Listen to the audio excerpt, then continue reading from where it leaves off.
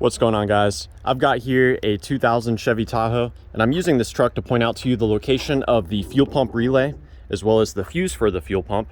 And I'm gonna go over some troubleshooting steps for things to look out for and how to test your fuel pump circuit. So we're gonna begin by opening up this electrical center. We just pull from the back like so, and the top will come off. Now looking inside, we can see there's a fuse puller located right here, which may come in handy.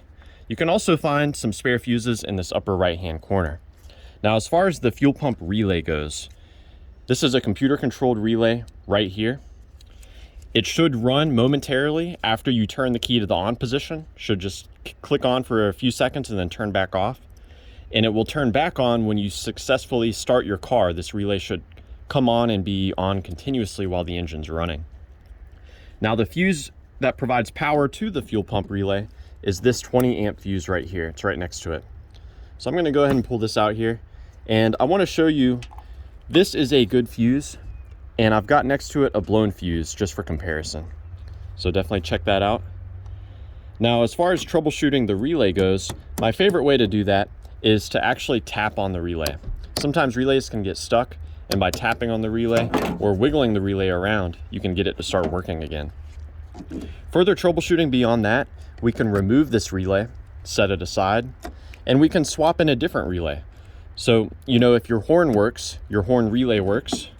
So we can swap in our horn relay and see if after that, our fuel pump is able to turn on.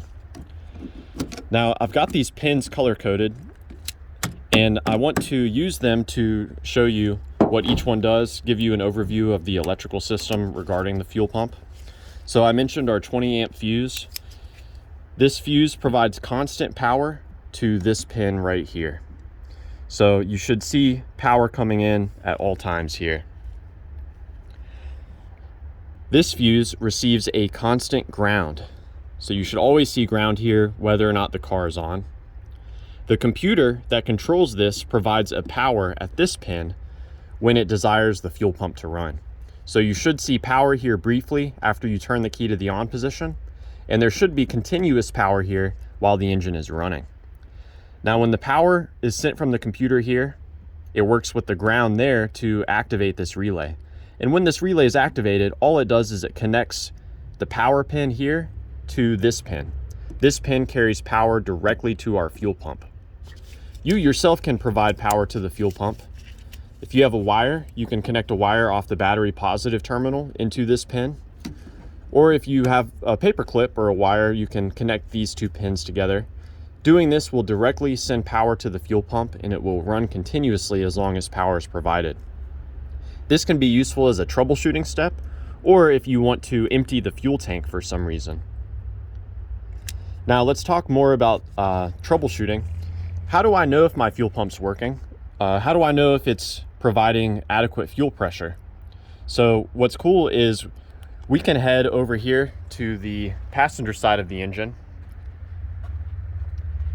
There's actually a Schrader valve provided by Chevy. So this Schrader valve is a place where you can hook up a gauge to see if you're getting fuel pressure. So that's the Schrader valve right there. The gauge should indicate around 55 to 60 PSI when the fuel pump is running. Correct me if I'm wrong, but I'm pretty confident that's what the spec is. If you do not have a gauge, you can push in on the little divot here and fuel should spurt out if there is pressure that's building up. By no means is that an indication if you have enough pressure, but it'll give you an idea of if the fuel pump is even coming on or not. So yeah, I hope that this information has been helpful for you, or at the very least, a good starting point in troubleshooting the fuel pump on your Tahoe. Please do let me know down below if you have any questions, if I missed anything, or if you have any advice for those of us working on these cars. And thanks for watching.